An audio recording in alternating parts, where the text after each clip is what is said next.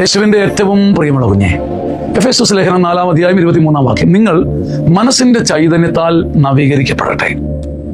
നവീകരണം ഒരു തീരുമാനമാണ്.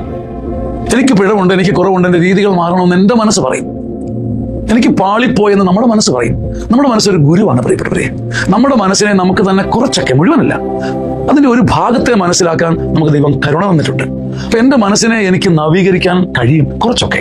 ആ മനസ്സിന്റെ ചൈതന്യം വളർത്തിയെടുക്കുമ്പോൾ ഞാൻ മെല്ലെ മെല്ലെ മാറും.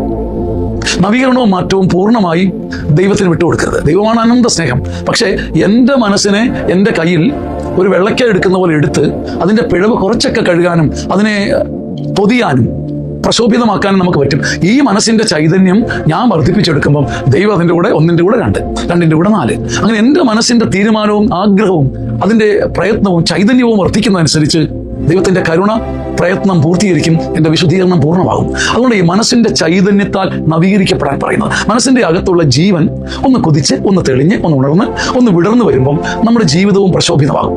ഒരിടത്തും തോറ്റു കൊടുക്കരുത്. നമ്മൾ പാവങ്ങളാ, ഒത്തിരി സഹിക്കുന്നവരാ, ഒരുപാട് തടസ്സങ്ങളുടെ നടുവിലാ, ആരുമല്ലാത്തവനാ, ഒന്നുമല്ലാത്തവരാ. പക്ഷേ കർത്താവിന്റെ കരുണയിൽ മനസ്സിന്റെ ചൈതന്യമുണ്ടല്ലോ, അത് മുറുകെ പിടിച്ച് കയറി വരണം. ആമേൻ.